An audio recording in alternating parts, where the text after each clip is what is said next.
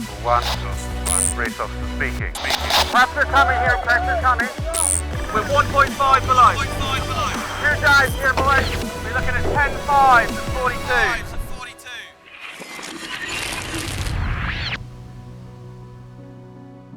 Hi everyone, and thank you for joining us here in podcast land for another edition of my sailing podcast. I hope wherever you may be around the world, you're keeping well, in good spirits, and if sailing's what you're into, I hope you're getting some time out on the water. Since our last edition, it seems the winds haven't stopped blowing here in Cowes. There's been some grim weather, but for the most part, it's been sunny, windy, and there's been a lot of sailing going on in my household. It's been a good month out on the water. Before we get things rolling, a big thanks to those of you listening that have taken the time to get in touch. It's great to hear what you think. Many of you loved the conversation with Ben Ainsley, so many thanks for that. If you like what you're hearing, do please give us a like and even leave a comment, and of course let all your friends know what a great time you had tuning in. And I know I say it every month, but it all helps here in podcast land. This month we've a very special guest on the podcast, a man I've known for a very long time, but also a man whose name transcends the world of sailing. Throughout my youth, he was up there as one of the sport's real icons. He has enjoyed a truly remarkable career that has spanned more than my lifetime. And now, just into his 80s, he still shows no sign of slowing down in any way, as you'll hear. I am, of course, talking about the legendary William Robert Patrick Knox Johnston, better known to the world, of course, as Sir Robin. I know many of you will be more than familiar with Robin's feats on the water, but I know that for some, especially some of our younger listeners, Robin's story may not be so well known. Before we get started then, it's important to remember the context of Robin's first major sailing achievement. Throughout the 1960s, the two global superpowers of the United States and the then Soviet Union were firmly locked in what we now call the space race. Initially, the race to leave Earth's atmosphere, but ultimately, what was then thought the greatest prize, the race to the moon. As a sailor, it has always seemed remarkable to me that by the time man was about to think about plotting to leave our home planet and engaging in all the cutting-edge industry and technology that feat would require, no individual had ever managed to sail solo non-stop around the world. The two feats are, of course, very different. But while NASA and the might of the American space program were developing the Apollo space missions, traditional boat builders in India started work on a wooden frame of teak that would become Sir Robin's 32-foot ketch Suhaili. Throughout the second half of the 1960s, Sir Robin planned and prepared, and on the 14th of June 1968, Suhaili slipped her dock in Falmouth, England, and headed for the horizon. For Sir Robin, navigation would be via charts, compass, barometer, sextant and chronometer. And when he left port, Suhaili was stocked for 300 days at sea. And he was leaving to attempt a voyage no other human had ever managed. In part one of this podcast, we talk about the build-up to that groundbreaking voyage. We discuss the wonderful Suhaili and how she fared for hundreds of days at sea. And we talk in depth of the voyage itself. While Robin had been plotting his journey, the Times newspaper had instigated the Golden Globe race, so Robin was not the only man attempting the voyage. But 312 days later, he sailed Suhaili back into Falmouth to become the first person ever to complete the solo non-stop circumnavigation.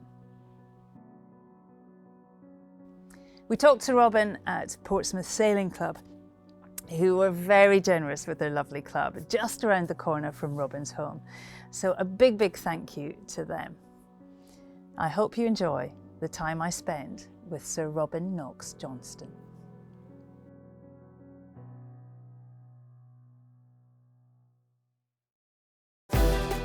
That really leaves one thing to be done now, and that's to go out around without stopping. I thought 300 days was quite possible, and I took enough food for 300 days plus 10%. The relief of getting to the start line is actually you've gone through the difficult bit. Thanks for joining us on the podcast, Robin. It's great to have you along. We've got so much to talk about, but I've been wondering, are you a podcast listener at all? Shirley, I don't get much time. This last 3 months, I thought, great, I'm going to find out what it's like to retire. I've never been so busy. I'm not looking forward to retirement now. I think I'll stay working. It's less hard work. I'd imagined you, Robin, varnishing the teak, listening to the podcast. Varnishing the teak I've been doing, yes, but no, I haven't listened to a podcast actually. Well, we'll convert you at some time. We're recording this podcast in Portsmouth, Robin, just by your home. The Portsmouth Sailing Club have very kindly lent us some space, so many thanks to the club here. To put it in context, the country is slowly coming out of lockdown, but for you, Robin, you had a fleet of boats halfway around the world, didn't you? The Clipper fleet were in the Philippines, and you had to take what is now, with a few months of hindsight, the very obvious decision to postpone racing. How hard was that decision for you? Well, it's never easy because it's not just disrupting the cruise, there's financial implications of it too. And so I think it took us, we started considering it on the Friday. By Monday, we knew we had to break it up. It was so much was happening that particular weekend. It would be about the 14th or so of March. No, 11th, 12th maybe. And we just saw what was going on. Suddenly, Korea has got an outbreak. Taiwan can't go there. Hong Kong started an outbreak, although they controlled it very quickly there. But then we start hearing it's happening in America. That's our next stop. Okay, we'll be clear. We'll have been at sea 4 or 5 weeks. But can we fly into America? We're not sure. And we looked at what was going on there. We won't be able to get there. And crews won't be able to fly out. We can't go on. We've got to stop right here. So, frankly, the decision was made for us. I mean, you've just got to accept, look, guys, here's the facts. There's an obvious conclusion. We've got to stop the race. So actually, we spent the next few days, well, the team did particularly well, getting everyone flights out. And we left the boats there and left a chap looking after them, brought everyone back, and most are in furlough, so it's all we can do, really.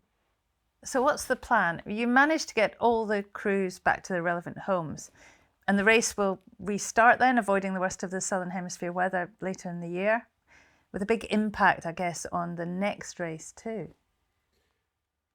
Right, well, the next race had to be put off a year, because we can't, you've got certain critical points, like, for instance, Caribbean. You don't want to be in the Caribbean after the beginning of June because of the hurricane season. You don't really want to cross the North Pacific, which is as bad as the Southern Ocean, too early. But then you've got to tie that in with getting through Panama and into the Caribbean. So we looked at it and said, well, actually, the best thing we can do is restart in a year's time and hope that in that time they found a vaccine or this thing sort of petered out. So I think all we can do is say, this is what we're planning. You know, everyone's, our whole team, they're all on furlough, most of them on furlough at the moment, all aware that we're going to restart next February with any luck. And we'll get out there a bit early and start, rig checks and all the usual things, clean the hulls. But, and then get the crews in, do some sailing for them just to revise, make sure their minds are back on sailing, check they can still do their bowlines. And then we'll sail from Subic to Sanya and then up the Chinese coast, then across Seattle, assuming we can. But, you have to be positive about this and say, well, it's 8 months away. Things are moving. I know it's still going up in the States, but it's going to get through. New York's now going down. So, I think you have to say it does that and then it comes down. Just hope it goes away. Well, we'll chat a lot more about the Clipper race a bit later on, Robin. But before that, there's so much to talk to you about. You've spent much of your life at sea, but spent early life in various spots, finding a love of boats at an early age up near Chester and the Dee estuary.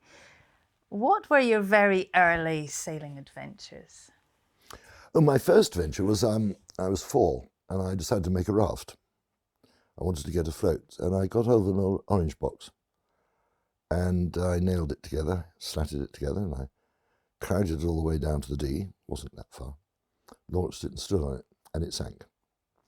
Well, that was an early introduction to Archimedes' principle, which has served me in good stead ever since. But then we moved from there down to London, and the London suburbs, Beckenham, there isn't a lot of water around there. And at the age of 8, I started saving up for a dinghy, which was £15, a little clinker-built dinghy. This is late 1940s. And for 3 years, I saved every penny that came my way. And by the time I was 11, I got £15. And I looked up to buy it, and it was now £21. So I never got my dinghy. So then I went away to school and stayed with my grandparents. And I built a canoe in their loft entirely to my own design. Amazing, it floated, covered in canvas. Launched it on the Grand Union Canal and sank it, but that was because I hadn't put a deck on it yet. And I got a lot of fun out of that canoe. I used to go on holiday with me down to Selsey, and I'd go paddling everywhere. And what I loved about it was I'm on my own, and the freedom. I can paddle where I like. And places like Pagham Bay are beautiful places. It's a bird sanctuary now, but it always was very empty, and it's lots of mud and little creeks and things. You can go in a canoe.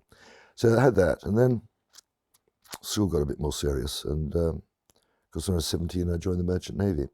We had to learn to sail in those days, because in the event of the ship sinking, you sailed your lifeboat. But my company took all the crew off one ship and put 39 cadet officers on board. So we had a whaler, and then they gave us 2 dinghies. And one of those dinghies was mine, and God help anyone else who took it out. And I'm nasty when I'm crossed. So that became recognised as my dinghy.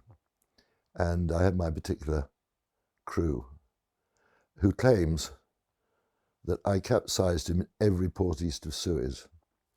And I think I'd be guilty of perjury if I denied it.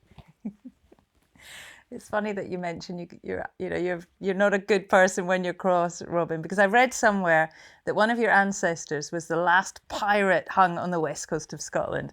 And this may be heavily biased, but obviously I've only ever known you as a real seafarer. But from an early day, was a life at sea inevitable for a young Robin Knox Johnston? I started about the age of 8, and from that point on, it was going to be boats, one way or the other. And I think joining the Merchant Navy was one of my better decisions in life, because you don't have the protection that you get in, say, the Royal Navy. You're much more on your own, and you really had to scrap for your corner. I was quite small. I was only about 5'8", but I was a boxer, and a good one. And so they very quickly left me alone because I'd fight back. And that made life so much easier. And a year later, of course, I'm over 6 feet. So I had 2.5 years on the cadetship, learned so much. It was wonderful training. And then I had a year basically on Eastern service, joined a ship going from Persian Gulf to Japan, came back and took my second mate's ticket, and went out east again because it was 20% more pay and no tax. Well, this sounded good. I want money for a boat at some stage, so I'm going to start saving up. Also, I was saving up to get married. I'm not sure which is the more expensive, marriage or a boat. It's a pretty close call, that. As you said, Robin, as a young man, you were in the Merchant Navy. But was there, say, by the 1960s, was there a means for competitive sailing? I mean, obviously nowhere near like there is now. But what was that landscape like? What you could do out there, the company, so well established, you could go to the Royal Bombay or the Karachi Yacht Club and just say, anyone want crew? And I was waiting for a ship once in Madras, and I just go down to the yacht club and take a Bembridge out all day, just to give me a Tyndall, Indian seaman, and out we go for the day, and I go sailing all up outside the harbour, and I was having a great time. Racing was more, not so much at Bombay. Karachi, it was very keen racing there. Trying to remember the boats they had. They weren't seabirds. Waterwags, I think. But there was good racing there. And this is when you start honing your skills, isn't it? You're sitting in a dinghy with someone who actually knows how to sail a dinghy. And he's telling you things, and you're beginning to play with the sails more than you can see on a lifeboat, which is pretty rudimentary. And you're suddenly, oh yeah, okay. So if I do that, yeah, I see, okay. So you're starting to get a little bit better all the time. You're learning all the time.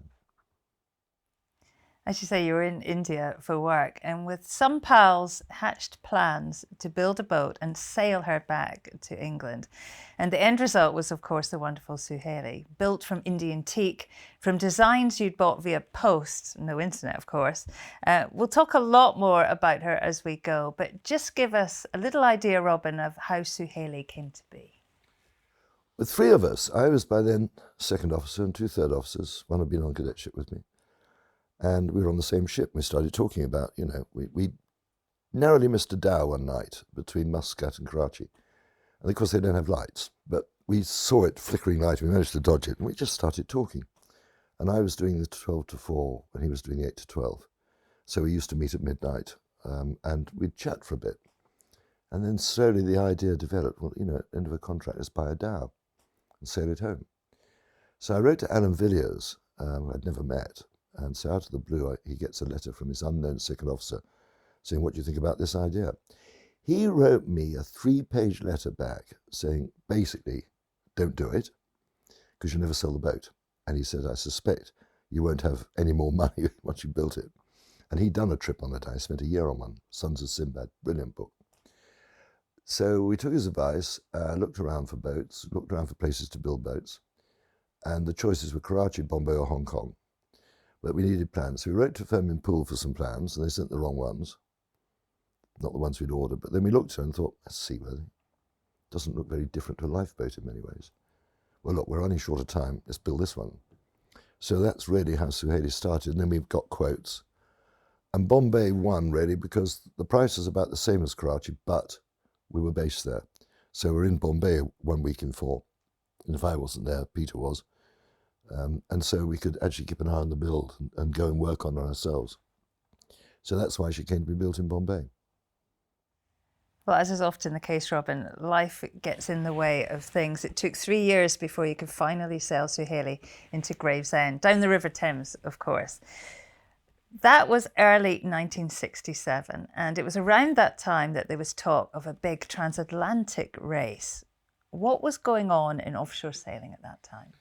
I think you've got to differentiate between offshore sailing and ocean sailing, because I often pull David Aisha's leg about the fact he was Commodore of the Royal Ocean Racing Club and they never cross oceans. In fact, the first time he crossed an ocean was with me. But what was happening in my sort of sailing, which is long distance, 1960 we had the first O-Star Observer's single-handed transatlantic race, won by Francis Chichester. 64, it was held again, 4-year cycle, Eric Tarbley won it. 68, Geoffrey Williams won it, but by that time, Chichester had gone around the world. And I was in Durban. We'd missed the Cape, and so we all took jobs. I was captain of a ship down there, running up the coast. And I had the same radio from Marconi as Chichester, so we tried to make contact and never managed it. In fact, I never met him until I got back from around the world. But I was very impressed by his voyage. That non-stop to Australia was by that time the longest voyage ever made in a yacht. And I thought, wow, that really is one thing to be done now, and that's to go around without stopping. And the idea just grew on me. And so I spent 67, I was first officer on the Kenya liner, writing to 52 companies to try and get money for it. And I basically needed about £5,000. 2,000 for the boat, which Colin Moody had designed for me, 56 feet. So I got the length of speed and size, which helps. And of course I'm at sea, so it's rather hard to follow up. Anyway, they all wrote back and said no anyway. So it wasn't a total disaster because Tennant's Lager gave me 120 cans and Cadbury's gave me a £5 voucher. So that was the extent of my sponsorship. Although the Cruising Club of America didn't give me their Blue Water medal because they said I'd been sponsored. And I said, would you like to tell me who it was and I'll send them an invoice? they got round to it in the end. But it was a different world in sailing then. I mean, sponsorship was rather frowned on. Poor Chichester put up with quite a lot because he had the wool mark on his boat. Oh, you can't do that, old boy. It's not allowed. Until Claire Francis got sponsored, and then that was all right. But that was a few years later. The world was slowly changing. And so getting sponsorship, I couldn't get it. So what I did is I signed 4 contracts, 2 for books, 1 here in the States, and a magazine in the States, and with a newspaper. And I got the advances, and that gave me the money to buy the food and the set of sails I needed. I got the boat anyway, renew a rigging, do a few other little jobs. And that's how I got enough money. And so as I passed certain points in the world, they paid more. So financially, I sailed myself into solvency. I mean, it was such an exciting time. And it was all also a bit cloak and dagger, wasn't it? Various people lining up to make attempts on the solo non-stop circumnavigation. And Robin Knox Johnston with a 32-foot Suhaili, determined not to let the French sailors get there first. Yes, it's a bit unfair on the French. I was determined not to let anyone get there first except me, to be honest. I was aware of some of the others. When the race was announced on the 17th of March, 68, I was actually serving on a frigate. I hadn't entered, but it was announced I was in it. I never did enter, but I must have been in the race because he gave me the prize. But there were 4 of us at that time. Bill King, myself, I think Cruzzo, I'm not sure. Now, I heard whispers about Che, Blythe, and John Ridgway. John in particular. Che was keeping it very quiet. That's really how they fell out. And then other people started coming along, people like Bernard Matessier and such and that. And I looked at everyone. I said, there's only one chap here who's got as much experience as me, and that's Matessier. He's got a bigger boat. He'll go faster. The rest of them, well, who knows? I certainly won't be the fastest, but if I can just keep plodding along, perhaps they'll all fall out, which is, I thought, well, probably they won't all fall out, but anyway, I'll plod anyway. So that was basically my plan, sail as best I could. When do you remember first hearing about the Golden Globe Challenge, and how did you set about getting ready? Well, Golden Globe came in March 68. I'd started planning July the previous year. I was going to go then, and the more I thought about it, the more I was going, and that was it. So that's when I first heard about it. The initial rules weren't that clever, and they appointed Francis Chichester as chairman, but he was in New Zealand, and he couldn't change the rules by then, which he knew to be not very sensible. So we had to sail with the rules. But then they said, well, we're going to start the race on the 31st of October. Will you be ready? I said, I expect to be south of Cape Town by then. They said, oh, you won't be able to be in our race. I said, you're catching on fast. I was like, you idiot, haven't you studied this? Don't you realise you're going to go around Cape Horn in midsummer if you've any sense? If we leave this country at the end of October, I'm going to be going around Cape Horn at the end of autumn. That is not a good thing to do. But this was a newspaper. They know everything. Chichester wasn't there to guide them. And so, anyway, they had to change the rules. So I wasn't the only one who said that. Actually, Che did, and so did John. So they changed the rules and said, okay, you can start any time between the 1st of June and the 31st of October. But that threw their ideas of a race, because we're all going to set up at different times. So then they had the trophy for the first person to get home and do it. And then they had the money for the person who did it fastest in that time. But that only came out after we said, look, we're going early, forget it. I'm not going to risk my life just for your headlines. In your excellent book about the time, I mean, it's really wonderful. There's a full manifest of everything that you took, food, charts, provisions. But you mentioned the 300-day estimate. I mean, obviously back then, no one had done it. No one knew it would be even possible. Did you think 300 days was a viable figure?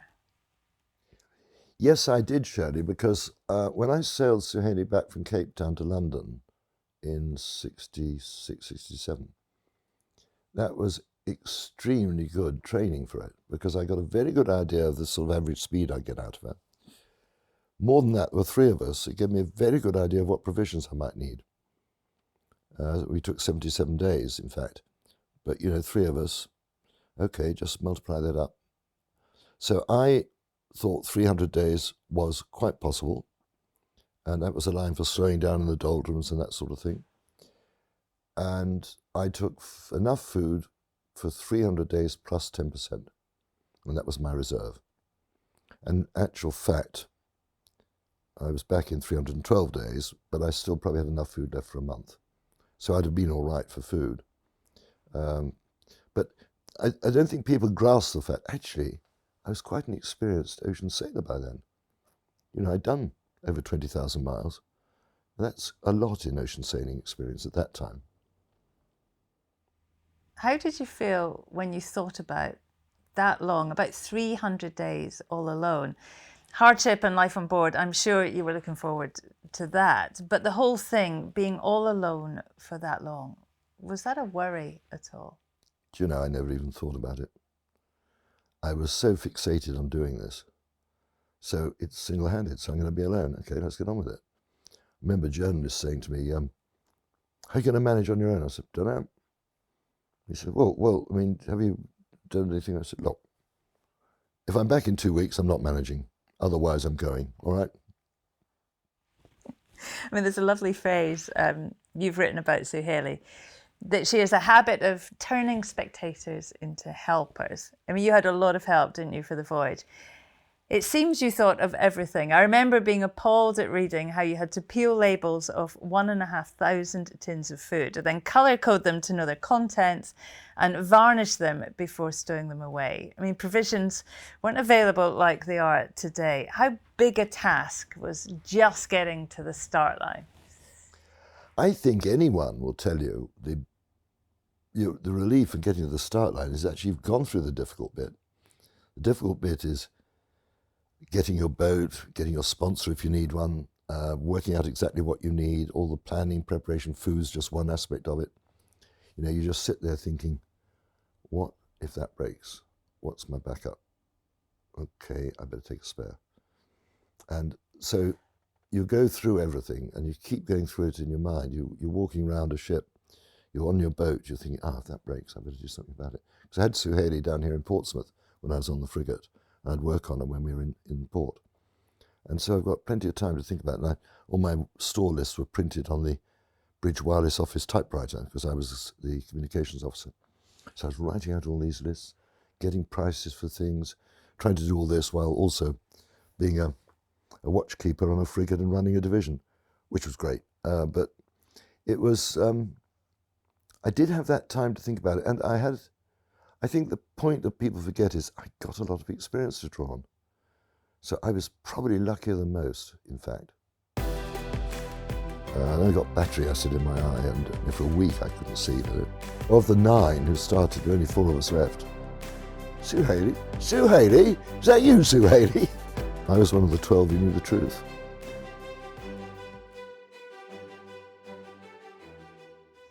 And so, June the 14th, 1968, Robin Knox Johnston and Suhaili left Falmouth, waving farewell to a small fleet of well-wishers, and you were alone. And modern solo sailors always say how that moment is always such a relief, getting away from all the noise to finally do the job. But you were heading off, to some degree, into the unknown. How did you feel on that day? I think we all feel the same. I'm away now. Right, let's get this boat ready. Let's get sorted out. I've got a few hours before darkness. Can I get a bearing, make sure I've got a fix, so I know where I'm starting off from. And, you're just getting on with it. The time has come. You can sit around. I think yacht club bars are full of people who were going to do something, and it's always someone else's fault, When you left, what was the actual race scenario at that time? I mean, there was a couple of competitors ahead of you, and there was a window of several months for departures. And in those early days, with so much sailing ahead, how much did you pay attention to the other competitors? Well, the problem was communications in those days, because all you had was a single sideband radio. And of course, charging the batteries to use it meant I had to put my generator up on deck and potter away with it. So I lost the engine fairly early on. It seized up. So I had an arrangement. I called up once a week on a Thursday and would give a story to the chap writing for the Sunday Mirror, who's still a friend of mine. And he would fill me in with what was going on. And, you know, for the first month, I wasn't sailing very fast anyway because I had a bit of jaundice. So I was just taking life easy, letting my body recover, because I'd had it before. And, you know, I just got myself settled and I got moving and I started cracking along. And then I got into the trades and began to really move. And, you know, the trades are lovely. I mean, it's a glorious thing. And I remember the Sunday Times saying, if I was where I thought I was, my father rang them up and said, my son's a master mariner. If he thinks he's there, he's there. Oh, well, you know, how do we know? I said, of course, it's journalists again, know everything. They don't. And, you know, I never lied about my positions at all. I always gave accurate ones. Only time I've lied about my positions was in the first Cape Rio race when I was up against Tarbley for the first time. And I sort of kept 50 miles in the bank, just so people didn't realise I got some bloody good wind and was going flat out. Mind games. That was the first time Peter Blake sailed with me. We'll get to Peter Blake a little bit later. Those early days on board Robin, I mean, the first couple of months, there are so many anecdotes in your book. Diving in to repair the hull, swimming to keep active, many instances involving a drop of whiskey and Gilbert and Sullivan sing-alongs. But all the while, you were heading south, of course. How worried were you as the southern latitudes approached? Well, probably unlike most except Matessier, I'd actually been there, but on a big ship, 7,500 tonner, well, and 18,000 tons. So I did have some idea of what it was like. Problem we had then, Shirley, was very little literature. Now, who'd written a book about the Southern Ocean? The Smeatons, who'd been pitchpoled. Chichester's book wasn't out. Rose hadn't even got back when I left. So there was nothing you could read up except the Admiralty manuals. Well, I was used to the Admiralty manuals. I mean, they're your Bibles at sea. So I read them up and said, okay, we can get big waves down here. Well, just got to deal with them as I can. You know, but I've got a well-found boat, in nice shape. Let's see how I can manage it down there. And I learned a lot from my first few gales. I learned a lot about the boat, how to handle her in big seas, things that are still relevant to people today, actually. She's a small boat for a big ocean. She is a very small boat, 32 feet, but she's a cracking little seaboat. I mean, a wave could wash right over, and did on a few occasions. She'd just shake herself and bob up, like a terrier, really.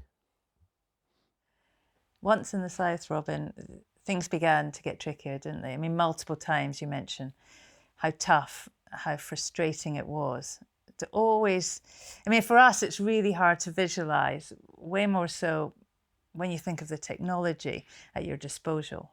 No forecasts, no Gore-Tex, no fancy cooking stove. I mean, very limited communications. It's incredible to think you sailed past the Cape Verdes in the Atlantic and the next land you saw was Australia. How hard was life in the Southern Ocean? Actually, I mean, I was quite enjoying it. The problem was things were breaking. And, you know, the cabin top got smashed over. I mean, we got knocked over. And it moved the cabin top. And I bolted it. I had some bolts and I bolted it on, making sure I didn't lose it, because otherwise, large empty space in the middle of a hull, they're not going to last long down there. So I bolted it back. But water dripped onto the radio, so I lost it. I eventually found the cause, but months and months later. So I lost my ability to transmit. I could receive, but I couldn't transmit. So from that moment, just beyond south of Cape of Good Hope, no one actually knew where I was. Then the self-steering got damaged, and I lost my water tank, so I'd lost all my fresh water.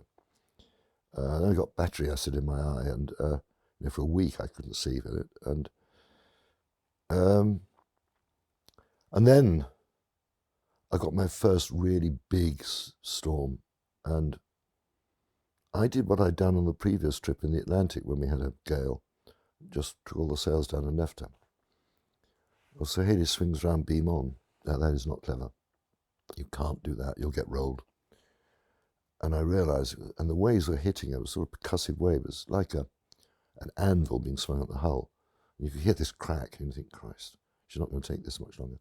And recently, when I was refitting her, we discovered 2 broken frames, cracked frames, which I've replaced. But they must have happened then. But, she's so tough, it didn't affect her. And it was then that I worked out, I've got to get the stern to this. I've got to swing around, one way or the other, bow to or stern to. If I go bow to, and she gets pushed back by these waves, I could lose the rudder. And I'd already broken the tiller, so that was on a jury tiller. I can't risk that.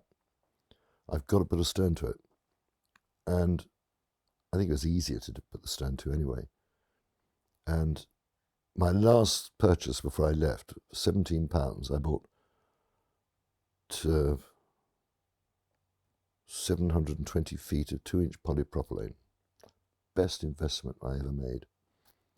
So I got that out, and I streamed it in a great big bite from the boat, in a bite, and back on board the boat.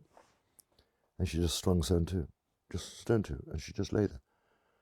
I thought, fantastic. I've got her how I want her. And now the waves were breaking with that canoe stern she's got. The waves were breaking, but they weren't slamming her. She'd surge forward when the wave, the big waves are coming along, and if they're breaking, they're nasty. But she'd surge forward, but then she'd check.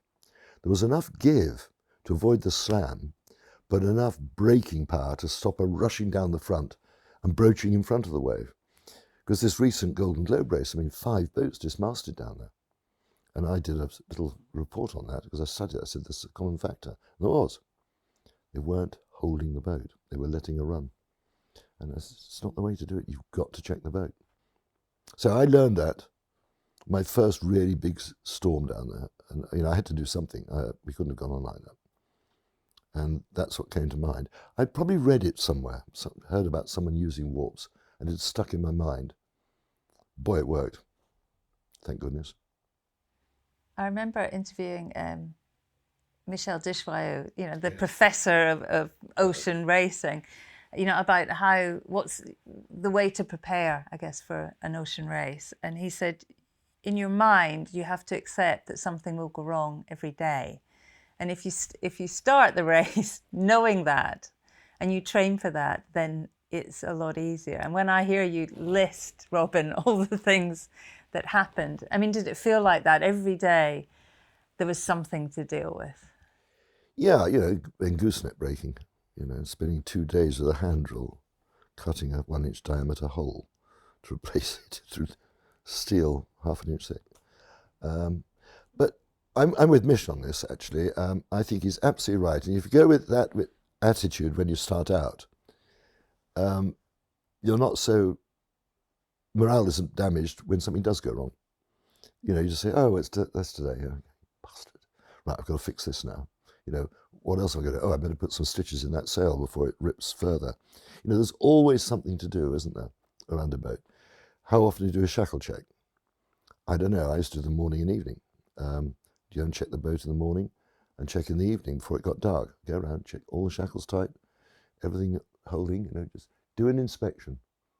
It's for your own good. You're looking after yourself. I think the great joy of single handing actually is you've no one to be responsible for. You made it to New Zealand, and your friend and colleague Bruce Maxwell was waiting there for you in a boat. How tempting was it at that point to call it a day with all the damage to the self-steering, the radio, your water supply problems?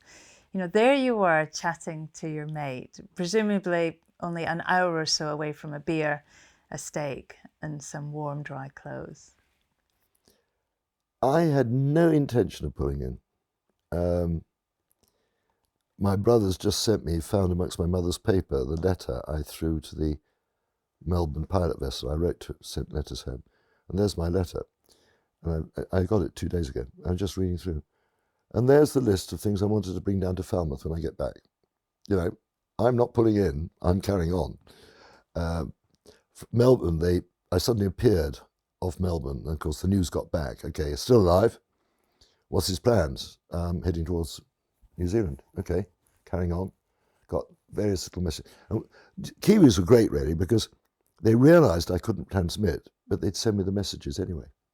So I'd tune in, and they'd send the message in the hope that I was listening, which I was, which was absolutely brilliant. That's how I got news of the storm, which took me around the bottom of New Zealand. But it was great. Then I met Bruce, and of course we had this absolute nonsense. He brought my mail out. The Sunday Times decided if he gave me the mail, it was my mail, it was outside assistance. I think, come on, get a life, guys. So he had to open my letters sitting on a boat about 5 meters away and read the contents to me. So there we were. Anyway. That's quite a moment. Once I floated off, off I went. I was going on. And by that time, anyway, water wasn't so much of a problem. I was catching plenty in the sails. I'd got a pretty good idea I could balance her, so I didn't need the self-steering, which I didn't have anyway. That had gone. I was fairly confident I could deal with that. The main boom was back up to strength. I had sufficient food. I have a receiver. I don't have a transmitter, but I've got a receiver. I can get time signals. That's absolutely vital for navigation with the sextant. So I can get time signals. That's the important thing. Hey, you know, if I can see someone around Cape Horn, I'll let you know I've passed. But otherwise, allow me a couple of months and I'll go around. And that was it. You know, I wasn't pulling out. Let's talk about Suhaili, Robin. I've mentioned your book a couple of times. I find it so endearing that from beginning to end, you never refer to yourself. It's always we or us. And that's so telling. I think even at the beginning, you say the voyage is really Suhaili's story. How pleased were you with her as the miles ticked by? I built up a huge affection for Suhaili and a tremendous trust in her. She is simple. She's not complicated. I remember sailing round to Bristol in her with Spud Spedding. He said, "The thing about Suhaili is she's really a little merchant ship, isn't she?" I said, "Well, you shouldn't be surprised. She was built by a merchant navy officer. Everything's stronger than it needs be. Everything's thought through. It's, you know, you look at the rig on her. I didn't break a single piece of rigging going around the world. A lot of it was hand spliced too. A lot of it's been trial and error over the years, learning about sailing. You know, you need your lower shroud stronger than you think, for instance. But she is really a little ship. She's tough. She's not complicated. I mean, okay, I've got a plotter on her these days. I've spoilt myself. But the only navigation instrument I've got is an echo sounder. You know, and that's it. You know, I look at the Windex. That tells me what the wind's doing. That's good enough. Feel it on my cheek. Yeah, time to take a reef. Or I ought to put some sail up, really. And, you know, you just know it, don't you? And I can still, not as good as I used to 50 years ago, but I can go out in the Solent and people say, "What are you doing?" I say, "Oh, I'm just lashing the helm." "Well, what's going to happen?" I said, "Well, I want to go down and get my cigarettes. So I want the boat to sail herself. So I'm lashing the helm." "Oh, won't she go off course?" "Hopefully not." So I quite often do it just to see if I can still do it. With everything we know now about design and materials, even the weather and forecasting, do you think the level of seamanship required to get a 32-foot teak yacht through the Southern Ocean back then is so much more than that required to charge around the planet in the 2020 Imoca 60s? I think it's a totally different game. One, you're not going to be at sea for anything like so long. That's good because that cuts down the wear and tear. Two, you've got all this information coming in, which means you can sail faster because you've got weather information. You've got instant communication if anything goes wrong. Your sails, well, they're pre-shaped, aren't they? You've got them you shove them up and off you go. They're going to probably last you around the world if you're, all things being equal, as long as you care for them. Your food, freeze-dried. You've got a water maker.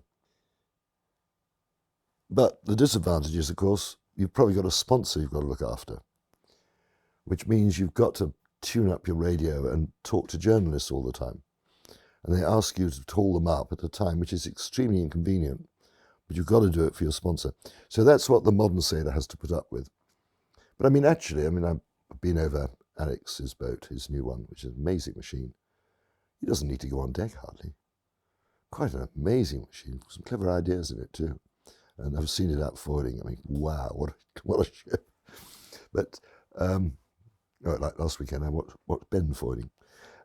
But it's a different game now. You don't need the skills, the sail-making skills we had then, stitching sails, learned in the Merchant Navy. Splicing wire, people can't do that now, not even riggers. Splicing rope, most people can do that, different sort of rope these days.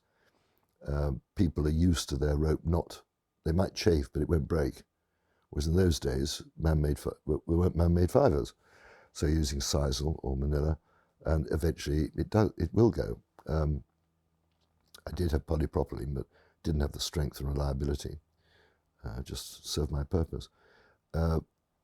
Blocks were pretty old-fashioned. The winches, you look at them now and people say, what museum did you get that from? No, they were new when I built this boat.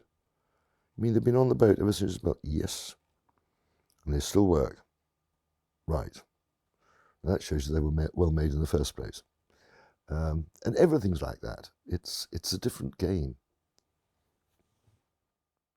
Well, Robin, you mentioned earlier that it wasn't just about, being the first to circumnavigate. It was also a race, and there was money on offer for the first boat back, and not to mention, of course, the historical significance. And 66 days into your voyage, you learned that one of the darlings of French sailing, Bernard Moitessier, had left Plymouth in the faster 40-foot steel ketch Joshua. Tell us what you knew of Moitessier at that time.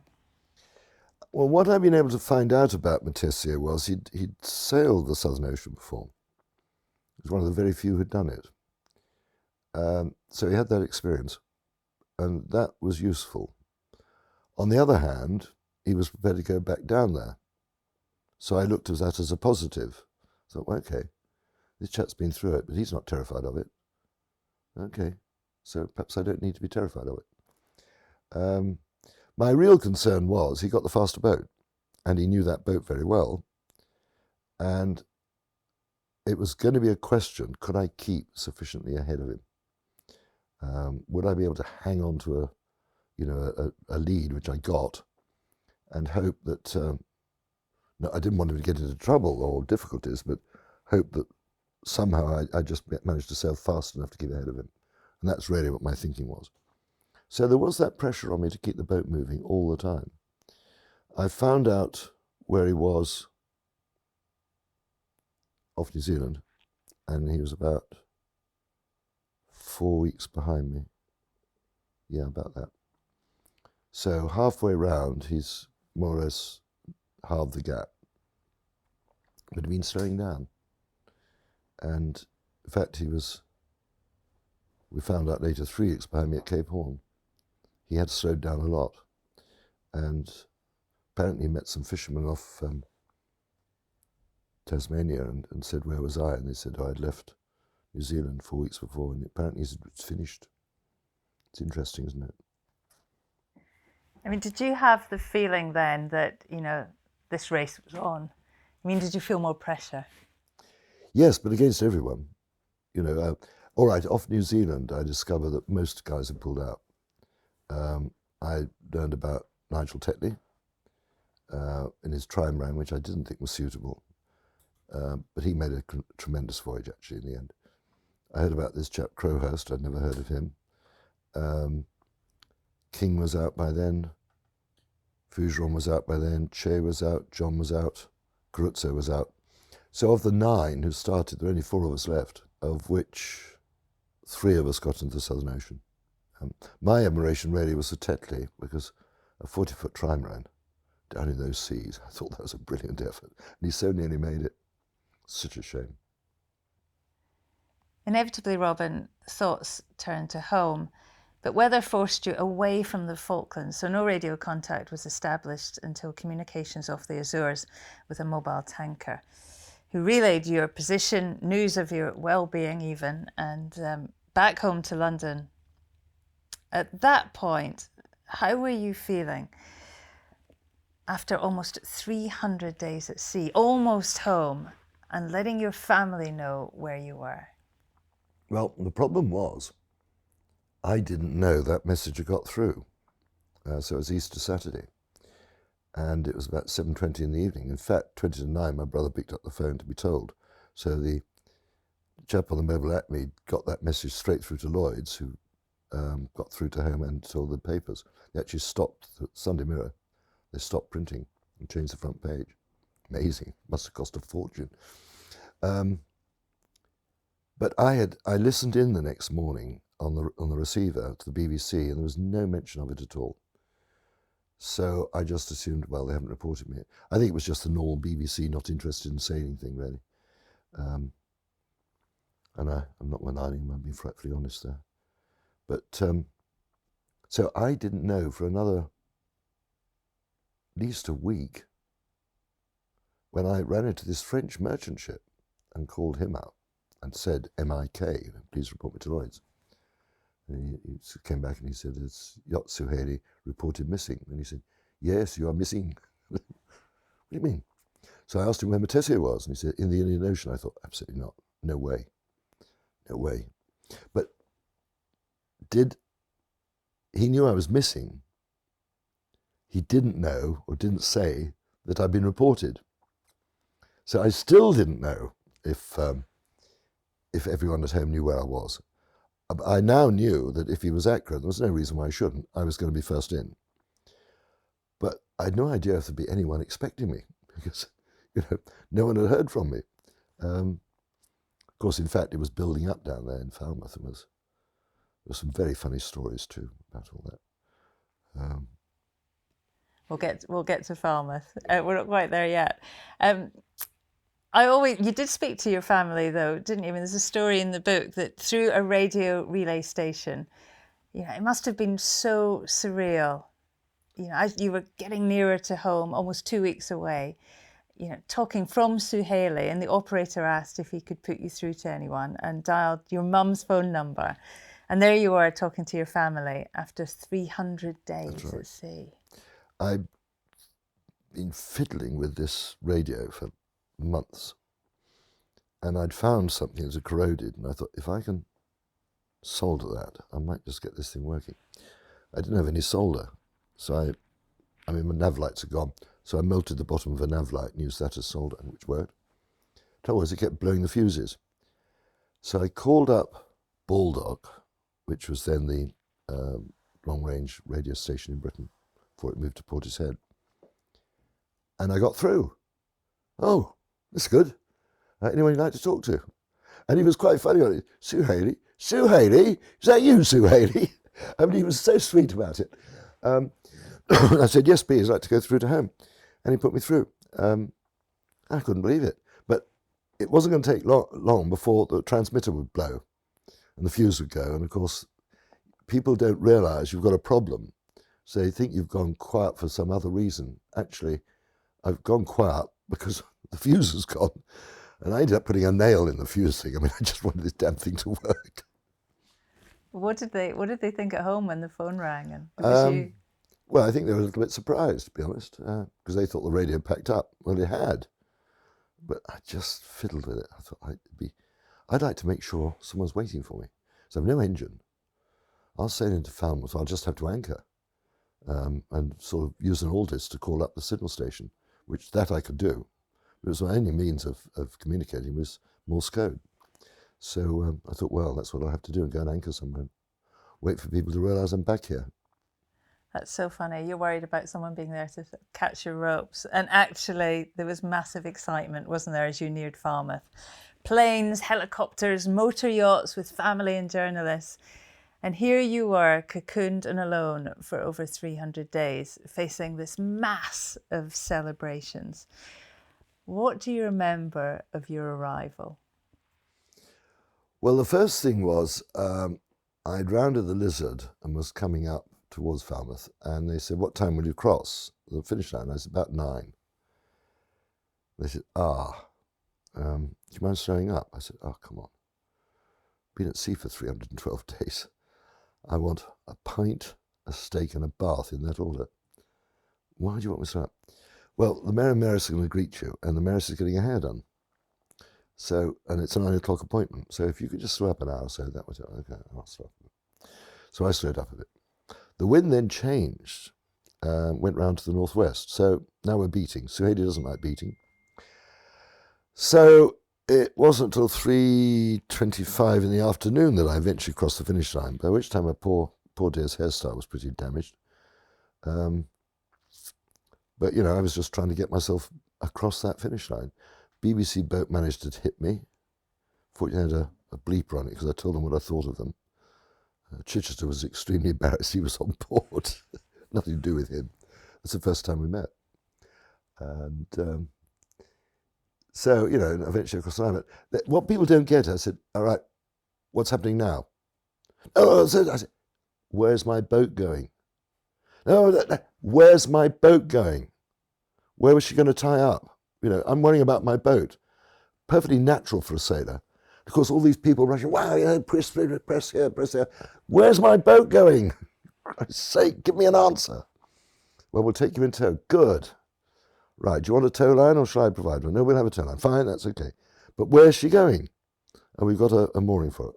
"Right. Okay, now you've answered my question. Thank you. Now I can relax." Robin, you've done the most incredible thing and you're grumpy about parking the boat. Well, of course I'm not grumpy, I'm worried. What was the scale of that day? You know, I remember, you know, when Ellen came back, breaking the record around the planet, and Falmouth was just crazy. I mean, what was that like 50 years ago there? Pretty crazy. There weren't anything like as many yachts in those days, but a lot came out, and you could see all around Pendennis was black with people. And you think, "Oh, what's this? You know, what's going on? Some sort of party or something." And then you realise it's us. You know, "Whoa, well, this is rather nice. Yeah, but what happens when I get ashore?" Yeah, what happens when I get ashore?" "Oh well, let's just get in there and find out. That's all you can do." How did you celebrate? Well, I got my pint of beer, I got my steak, I got the bath, and then the party started. So I went to bed at 5 the following morning, by which time most people had either collapsed or gone to bed.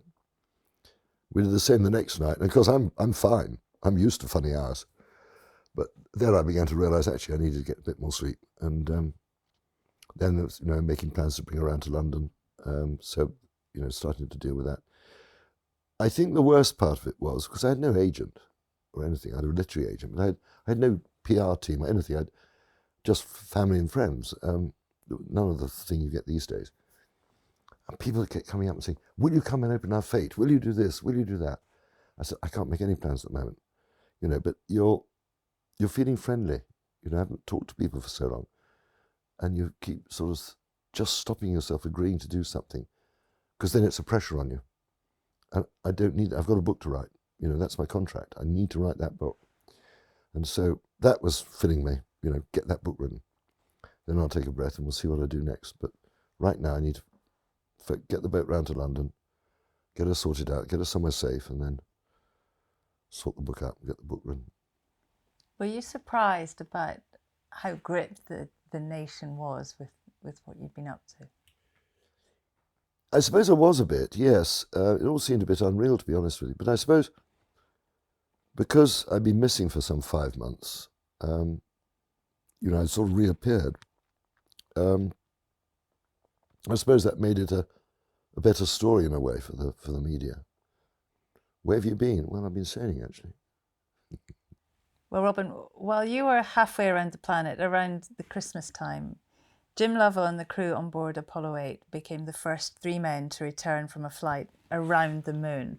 And obviously 4 months after your journey ended, Neil Armstrong did eventually then, rather famously, walk on the moon itself. Both massive achievements in a very new field, but man had been sailing for centuries.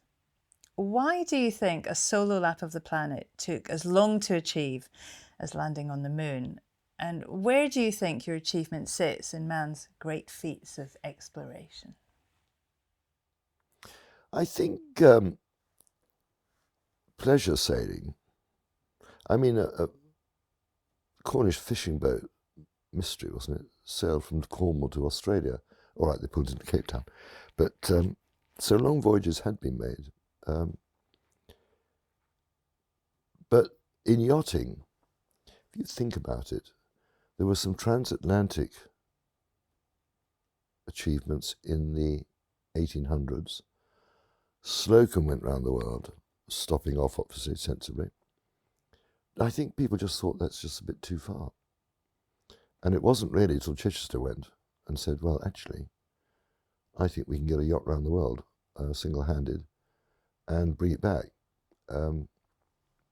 with just one stop. And I think that sort of opened the gates. Up to then, the longest voyage really had been transatlantic. And so suddenly people saying, oh, wait a minute, wow, is it possible? And I think a few of us thought it was. Chichester certainly did, Rose certainly did, but I think others as well looked at it and said, actually, I think this is possible. I think we've reached the stage now with the equipment we've got for our time, which we can do it. And I think that's probably, would you have got round with cotton sails? Probably not, for example. You know, there's all these things. We did have Dacron by then, and that did make a difference. And I think materials had improved a bit, you know, rope, etc. Clothing, not really, but you just got used to being wet. But I think that was it. We just reached the point where actually, one, we were capable of doing it. We weren't certain we were capable. We thought we might be. And two, the time had come. And it just happened to coincide with Lovell and Co. going round the moon. When I picked that up on my receiver from some station in the Caribbean, I was waiting for a time signal. I thought, wow, that's fantastic. And of course, after I got back, the great landing on the moon, I thought that was phenomenal. You haven't answered the sort of tough bit of the question. I mean, where do you think your achievement sits in man's great feats of exploration? Well, I think if you went to most media in this country, they'd probably say, who is he? So I don't think it registers. It does amongst sailors, obviously, and probably more in other countries than here, actually. Whenever I go to France, I get a tremendous reception, get treated very well. And the States, pretty good. Oz, New Zealand, yep. But I think in a way here, you know, you say, well, what's he do? Did he manage a football club? No, he sailed around the world. Oh, one of them. Yeah, next, let's see what Liverpool have done. Oh, they won the cup. Right, that's great. And it's all about that, isn't it? Sailing, although it's a huge sport in this country, gets very little coverage. And I think it's a great shame because it's a great, healthy outdoor sport. And we're rather good at it in this country. And I think it's a shame we just don't get. Sailing as a sport in this country can support itself, really. It can manage without the media. It does manage without the media. Would football manage without the media? Probably fairly well, but not the same way. It needs the money. We seem to manage without the media, because tell me where we get any coverage, especially here. Get it in France. That's a whole other podcast, Robin. We'll get to that some other time. I mean, there is a slightly sinister postscript to the Golden Globe, isn't there? Obviously, you know, Tetley hung himself afterwards, and the tragic story, of course, of Donald Crowhurst. What were your thoughts about Crowhurst when the details of his story were revealed? I mean, it was massive news, wasn't it? Yes, it was. Yeah, because it's sort of news that papers love, oh dear, bad news, love it. I was one of the 12 who knew the truth, and we were keeping it very tight. But the Sunday Times, when they first heard the story, before the facts came through, thought, he'd just fallen off. What a tragedy. And that's what the world outside thought. Then his logbooks were sent back by the Picardy, the ship that found him. And it was, oh, crikey. Now, the Sunday Times already started an appeal and realised that actually the reason for this appeal now, was everyone's sympathetic. Poor chap's fallen off his boat. Well, wait a minute, this story isn't quite so nice. And Lord Goodman, Sunday Times wanted to just cancel the appeal, and Lord Goodman said, well, you can't do that. You've raised this money legally. It's got to be used for what it was raised for, or you've got to give it back to everyone who's donated. Well, that was too big a job. So decision was made to carry on with the appeal, and I put the prize money in it. And that saved the Crowhurst family from being thrown out of their house. So it was worthwhile. Robin, for our listeners who don't know the incredible story and filmic as it proved to be, just perhaps detail what happened to Donald. Well, Donald Crowhurst was not an experienced sailor. He got a failing electronics business, making equipment for yachts, direction finders. And he thought this was going to be a way for him to establish his company and get some money back. He got a sponsor in a local businessman down in Teignmouth, but the deal was that if it didn't work out, he didn't achieve it, he'd got to pay it back. That meant selling his house. His boat wasn't ready in time. He sailed, nevertheless, 31st of October, as per the rules. It was still in an awful mess. And I think he very quickly realised his boat wasn't suitable. It wasn't that well built. And he began, frankly, to panic. Because he was faced with the fact, if I turn around and go back, I lose my house. I'm a failure. It won't help. And he fell, that siren call, you could lie. And so he started making up his positions and sending them back. Now we know this because he kept 2 logbooks. He kept the real one, which was honest, and he kept the false one, which were found on the boat after he died. And it's almost as if he was sort of torn. Well, he never left the Atlantic, but he was sending these messages back, indicating he was going to places. Chichester was very suspicious of him right from the beginning. And the chap who was doing all the navigation checking for Chichester was the one who alerted Chichester to it. He said, this isn't right. What's he doing? Breaking the world speed record in the doldrums. It doesn't work out. The weather there at this moment is this. He was a master mariner. So Chichester was suspicious. Then he caught Baldock out because Crowhurst sent a message, I think from between South Africa, he claimed between South Africa and Australia. And Chichester asked Baldock which aerial it came in. And it wasn't the one pointing there, it was the one pointing to South America. And Chichester knew that. And so he became very suspicious. And of course, actually, that was true. Crowhurst had never left. He was heading towards Argentina, where he stopped and went ashore, thereby disqualifying himself anyway. Hung around for a bit and then left. No one in Argentina reported him. So no one knew anything about him. So now he's starting to invent rapid progress up the Atlantic, working on the basis that he wants to do a good time to get lots of publicity, but actually wants Tetley to get back in front of him so he hasn't won a prize and therefore won't be examined, although Chichester was going to examine him. Well, of course, that forced Tetley to push, and Tetley pushed too hard and his boat broke up. Well, now he's faced with, bloody hell, when I get in, they're going to check up on me. Now, it'd be all right for a navigator like me. I could probably fiddle a logbook like that, and you wouldn't get me, but he is not a navigator. And if you just go through all his calculations, which is all we had in those days, you'll find the fault eventually. It's going to turn up and say, wait a minute, that's not right.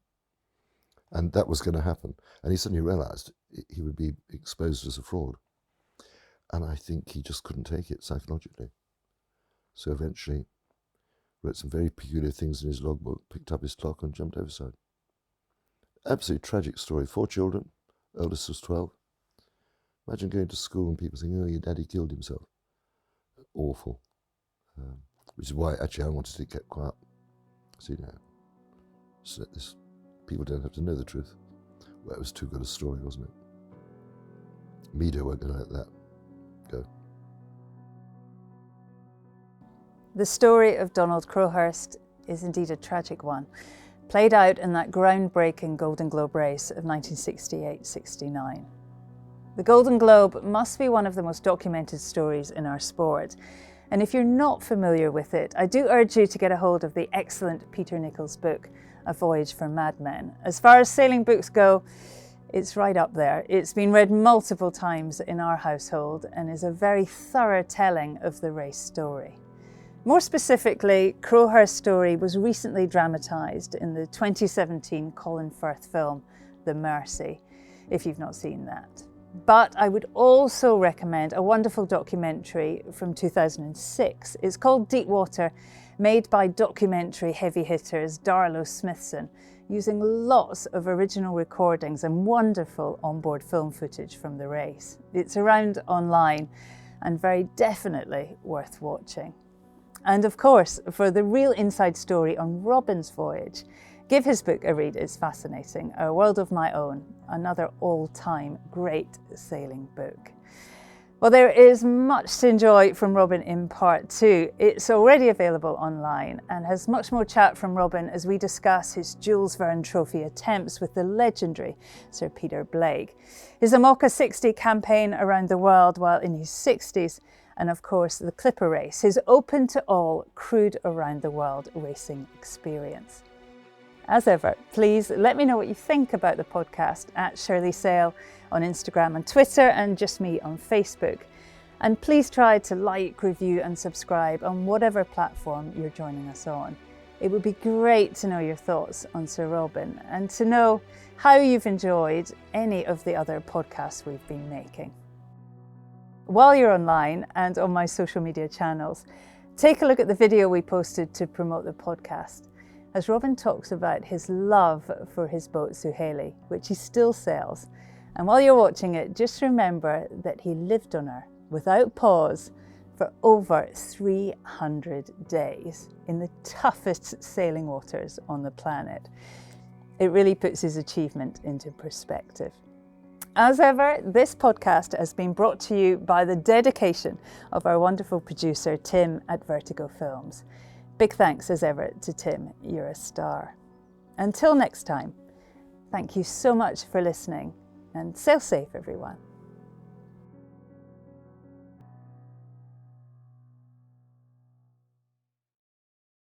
This is Castle 1.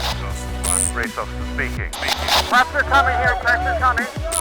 We're 1.5 below. 2 dives here, boys.